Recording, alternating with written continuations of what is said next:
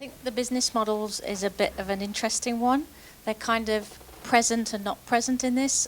So one of the things I really wanted to talk about today was the notion of projects like this, the 5G Rural Showcase project, as some sort of market experiment.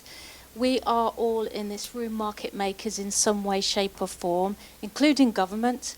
The fact that government are sponsoring these types of projects is central to what the market is becoming. And so I wanted to take that, if you like, broader societal perspective. And I think what's also interesting about that is we're not saying there's state and markets. We're not saying there's society and markets.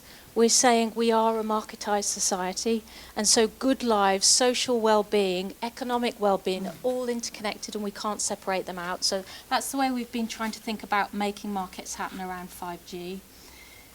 Okay, so the other thing I just wanted to mention is my two colleagues in the room that have worked with me on this project, Tia Paolo, now at Edinburgh University, used to be here, and Thomas Jahali Tanan, who has also worked terrifically hard on this project. This is the mess that we look at, right? So you can see there's broadly three circles here. I want to start here with where actually most projects are framed. So what we might call the technology innovation domain. And that means we have to understand everything that produces the, if you like, the 5G artifacts. These are the technological artifacts that construct what 5G is. And we've seen everything from Nick Race's presentation around the monitoring boxes that measure, and then we've seen various bits of kit tied onto caravans and all the invisible waves that we actually can't see, but all these microwaves and white television space radio waves are all part of constructing this space. We also need human resource, the technical expertise to put this kit in place, to manage it, to monitor it, to make it work. And we need the science behind it as well. So this starts to form a sort of ecosystem that includes capital investment, tools and specialist equipment, and then the parts and the maintenance of that. And there's really interesting stories around this project around we started with one piece of kit and ended up with another. We imported a piece of kit from another country that we thought would work, and it didn't work because we had leaves, trees and rain. In the country it was developed, there wasn't much of these things. So all these things are experiments, and all these technical things are associated with people and societies as well, making them work. At the other end, if you like, this is much more what we talked about in the tourism thing with the communities and the schools. We've got all these things affecting the way as a society we make use of these new technologies. So we've got user groups, early adopters, consumers potentially, and we've got some of these key community players actually embedded in developing the technologies. So we've got helpful, technology-friendly farmers working with us. We've got people that are engaging in tourism in new ways and they're happy to experiment. But we also know that those are changes in society, and when we start to introduce these things, some people feel very threatened, very uncomfortable, and they worry about change. So sometimes you get these social pressure groups that are trying to stop change, and other social pressure groups that are trying to speed it up. And so we're trying to work in this really complex domain of what's going on and what the concerns are, and developing products with communities rather than imposing them on communities. And that's something that came out really nicely with Flow Culture's example of developing the app in the school. And then in this middle space, and I think this is less talked about. So I'm calling this the institutional domain. These worlds operate very differently. This is kind of like your home life, taking your kids to school, everyday life. And that's kind of your working life, where you go to work and you produce something at the other end. What we quite often have, especially around innovation projects, is this gap in the middle. How do you join those two worlds together, and how do you get them to start talking to each other? And that's where projects such as 5G projects, 5GRIT projects fit. Some of those things changing everyday life. If you think of institutions of behaviour, when we get up every morning, we have breakfast, we get dressed, we do X, we do Y, we do Z. We start to act in an unthinking way, and most of societal structures hold us acting in an unthinking way. If we want to change those ways of acting, we need to insert things into those worlds to make us change. Sometimes that is kit and technology, but sometimes it's regulation. Sometimes it's new models of action. Look at what advertisements do. They're showing you how to use something in your context. They're mini stories. They're models of action that help you see the world in new ways. So there's lots of things we can do with the media, with representing new ways of being, with regulation, with groups, developmental groups, interest groups, where we can start to change market action. Okay, so we use that as a broad lens to try and understand where we might make markets around 5G happen and where our use cases fitted in within those different markets.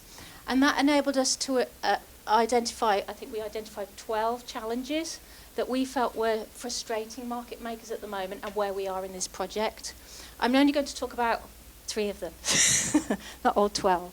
But just one of the challenges of this type of project is that it's time-bound within the interests of a government program of action, right? So the government says, over the next 5 years, we're going to spend this much on 5G to try and build these markets and let the UK be a centre of excellence in this space.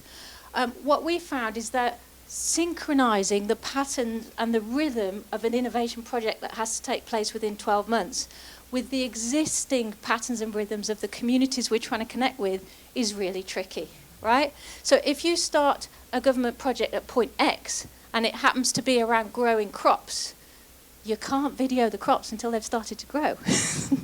So you're immediately tied into a different rhythm of action. The same is with tourists. If you want to engage people running tourism business in a rural community, there's no point going and ask them to spend an hour talking to you in an interview project to find out what their life is like at the height of the tourism season. So you hit these frustrations, and in a way, these types of projects are market experiments. We're understanding what these different rhythms are, and we're trying to join them up. Another challenge can be managing the politics of engaging with local communities. If we don't engage with local communities, people will feel that things are being done to them, and that fear comes up. And remember, we're in a world of partial knowledge, and we're not controlling in what knowledge circulates where. So trying to deal with the communications of that is really tricky, especially when we as project managers or actors in those projects don't really understand the whole picture ourselves because we're engaging in that project to find out. So we had some instances in this project where we had some concerns, and I think genuine, grounded concerns, around 5G technologies being dangerous for the health of the communities. And because the community is in a rural situation, why are you not just doing this in the city? Are you experimenting on us? If this is research, are we guinea pigs? I think those are very legitimate questions. And so trying to find new mechanisms where we allow communities to have voice, where we capture those voices and where we're able to equip them with information. We've heard some of these examples already in this project, so I think this project has been fabulous at taking that seriously and really trying to address that. So I think that's something that we also have to take on as a real challenge in market making efforts. And this also speaks, well, both those issues speak to challenge 8 here, which is about coordinating action across institutional domains. So remember, government has a language, a way of presenting projects, it has a timetable to stick to and a rhythm, and it has a way of being in the world, right? We know what civil servants are like, yeah? And equally, businesses have a different way, yeah?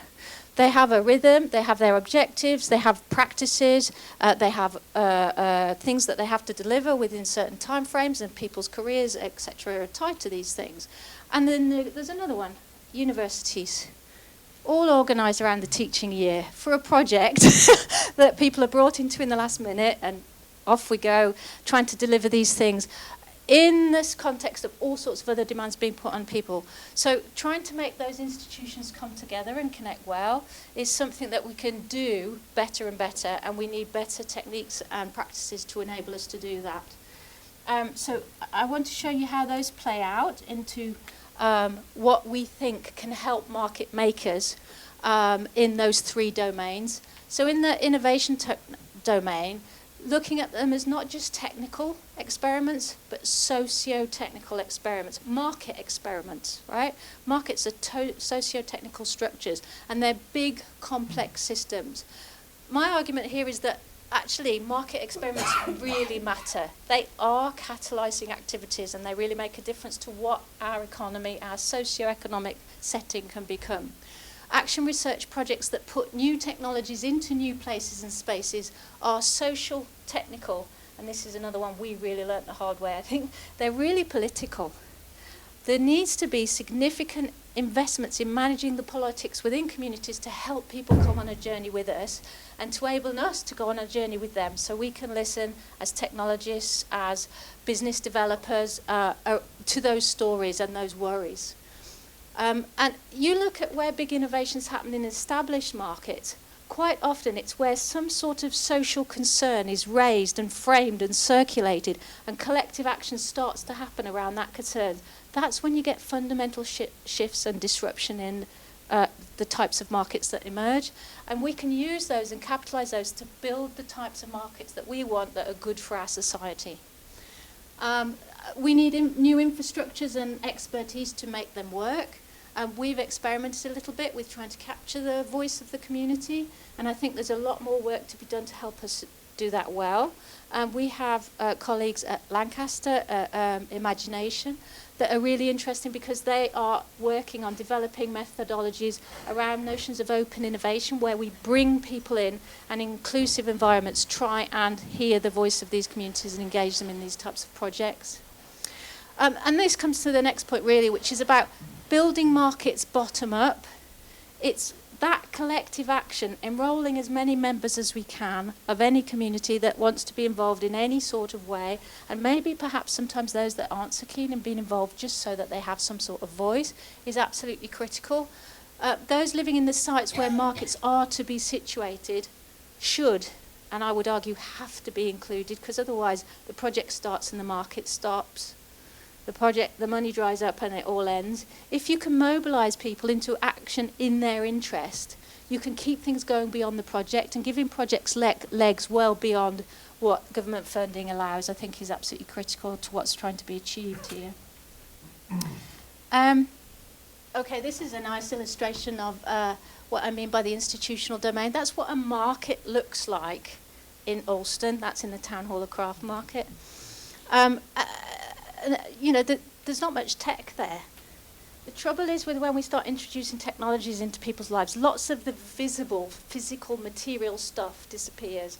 New stuff comes in, but other stuff that enable us to understand interaction, experience it in a human way, starts to disappear. So bearing that in mind and knowing that those institutional practices, routine practices, are different when these different projects come together across all the, if you like, the different social worlds they bring together, they can be really important. And I think here the notion of responsibilities is important too. Something that's been really impressive on this project is the way we've tried to listen to what's happening in each use case. We've heard how much, and Steve's was an excellent example of this, Stephen's example, of looking at going from thinking about precision decision and data to thinking about farmer connectivity, well-being, and we had conversations about health and broader issues of well-being from the back there. And I think that's absolutely critical to thinking in these projects, how do we hold those responsibilities in place? How do we anticipate what might happen? And then how do we deal with the unanticipated and respond to them? And so that's a big call for projects like this, and this project moving forward as much as it can to pay attention to those aspects. Okay, finally in the technology and use domain, again, this has been beautifully illustrated by the various stories that we've heard. Communities need to see what use is being made of the new technologies. We get value through understanding how it helps us in practice. And so unfolding that a little bit at a time, looking for the unexpected, having mechanisms to capture that and circulate those ideas is really critical. And so new and emerging use cases and their associated startups need catalysing and support. So what happens next? We've asked people for ideas into our ideas box. That's great, but where is the expertise and support that helps people with those ideas actually do something with them? How can we build communities of practice grounded in rural settings that enable them to help each other and work out these problems together as they move forward?